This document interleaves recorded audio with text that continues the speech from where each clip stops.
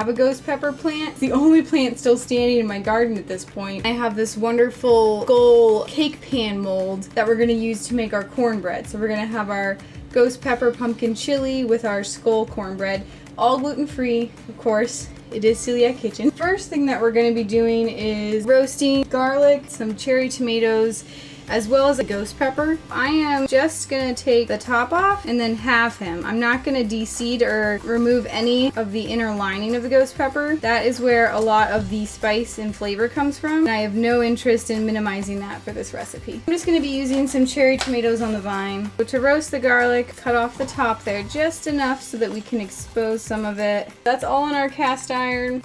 We're going to put a little bit of olive oil, nothing crazy, just a little all over. A little in our garlic here. I'm gonna salt and pepper what we're roasting. Just a sprinkle. Grind some fresh pepper onto this. I've got my oven right now at 425. These are smaller tomatoes, so this might roast relatively fast. Might be as quick as 20 minutes. Garlic might still take a little longer. We'll pull things out as they roast. Our next step while that is roasting, we are just gonna be doing a lot of chopping. We're gonna have all kinds of veggies in this. I'm not gonna go too crazy with carrots because I want a balance of a lot of different vegetables in this chili. I'm gonna cut these a little smaller. I want you to have a little bit of every ingredient in each biteful.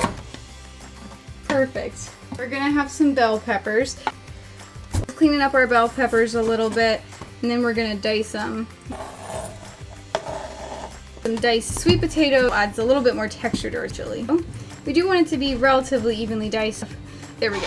We're gonna be using sweet yellow onions. I usually like to slice my onions, but I think I wanna keep this relatively consistent. We'll dice it along with everything else. Oh, that is my alarm to check on our roasted veggies. There are onions. Let me check in the oven and see how our roasted veggies are looking. So we got our tomatoes, we got our garlic, we've got our roasted ghost pepper there.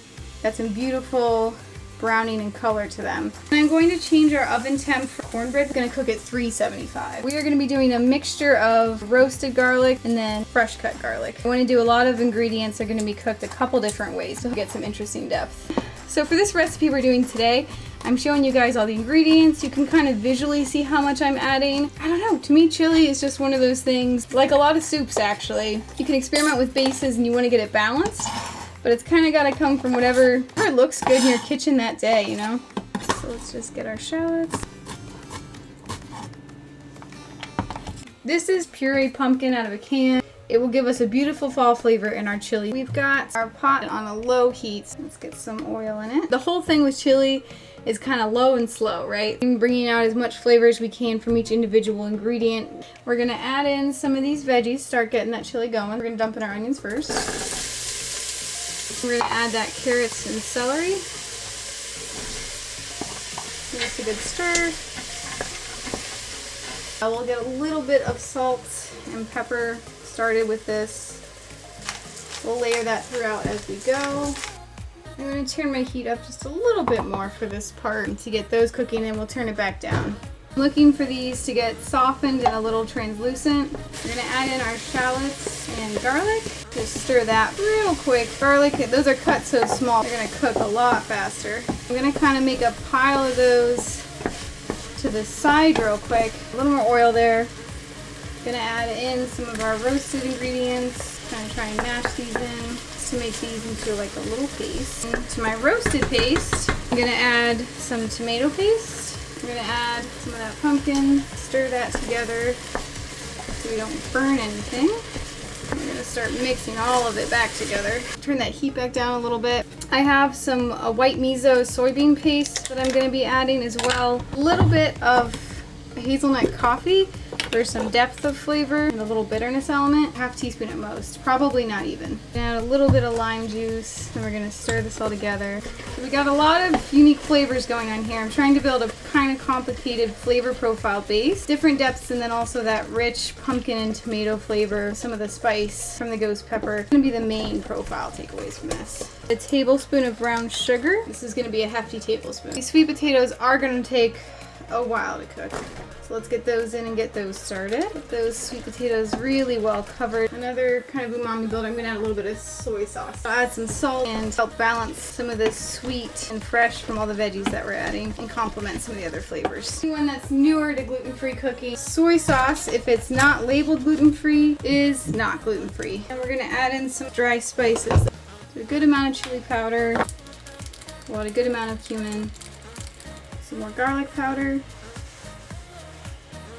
onion powder. I have to put some nutmeg in. I'm adding a little bit of cinnamon now. I think cinnamon and cumin make a beautiful flavor combination. There's some paprika. We're gonna add a little bit more lime and get that stirring. Give this another stir. We're gonna be cooking it on a low heat, which will help build flavors. And really the determining factor for when this is done, besides the flavor profile, is really just gonna be when those sweet potatoes are fully cooked through. I might add a little bit more tomato paste in here. I have some diced canned tomatoes that are in tomato juice. We're gonna be using a mixture of all different kinds to make sure there's no kind of canny taste to the tomatoes. If you guys know what I'm talking about. We're gonna cook that down for a while once we add it in here. Yeah, sweet potatoes are softened a little bit, and I'm going to add in some of our tomatoes. Get that stirred in. I'm gonna add in these bell peppers here last. So they will soften as they cook down in it, but I wanted them to keep a little bit of texture difference. Which I haven't salted in a while, so we're gonna salt and pepper. A little bit of salt, a little bit more pepper.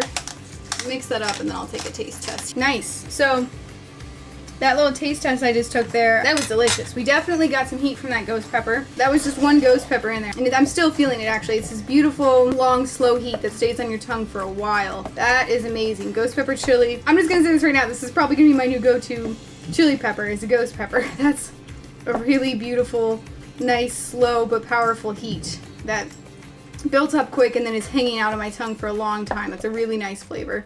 I've added in 2 cups of our broth. So the broth was slow cooked over a day and a half. It has fennel, leeks, onion, garlic, apple, ginger, and some spices. Nutmeg, salt, pepper, that kind of thing. This is a really nice, hearty veggie chili. I'm excited. I'm excited to eat a bunch of this in cornbread as soon as this is done. That bite I had, I'm craving more immediately. I'm gonna let this cook on simmer. A bunch of beans soaked in salt water overnight. This morning, cooked them for about an hour in water with bay leaves and garlic crushed into it so that they would absorb some of that flavor. Let's get at least 2 cups in and see what that looks like. I am gonna add 1 more cup of that broth. I'm adding 3 bay leaves. So now I've added 3 cups of broth, 2.5 cups of beans. We're gonna let this kind of do its thing and we're gonna start that cornbread. It's 1 cup of milk with 1 tablespoon of apple cider vinegar. I give that a good stir and then let that acid react with the milk at least 5 minutes. While that's sitting, I've got 4 tablespoons of butter. I'm gonna go melt it and then let it cool. So we're gonna get our 2 eggs in there. Whisk these eggs and get them nice and fluffy. So that is what I'm looking for. Slowly pour in this milk to our eggs as we stir. We've got a beautiful fluffy mixture now. I'm going to slowly pour in my cooled melted butter. This is a 1 bowl cornbread recipe where, just dumping everything in and mixing and it turns out beautifully. We have Bob's Red Mill gluten-free corn grits / polenta. 1 cup of polenta. I give that a stir. Flour I like to use for this. Bob's Red Mill 1-to-1 baking flour. Add in about a 1/2 cup. Another 1/2 cup. 1/3 cup of sugar. But let's get our tablespoon of baking powder for this recipe. We're gonna add a teaspoon of salt and about a tablespoon of honey. Whisk that all together. So this is a pretty loose batter. This is pretty evenly mixed. I'm not finding any clumps. We're using my skull molds that I think are the coolest thing. I already Criscoed these, so we're gonna put 2/3 cup into each skull. We're gonna get these in the oven at 375. We're gonna bake them for 20 minutes. We have the sugar in there, which helps with some of the Maillard, which gets this beautiful color on that side. And then it's still, as you can see from what the back looked like, nice and light and fluffy there. That cornbread that you would expect.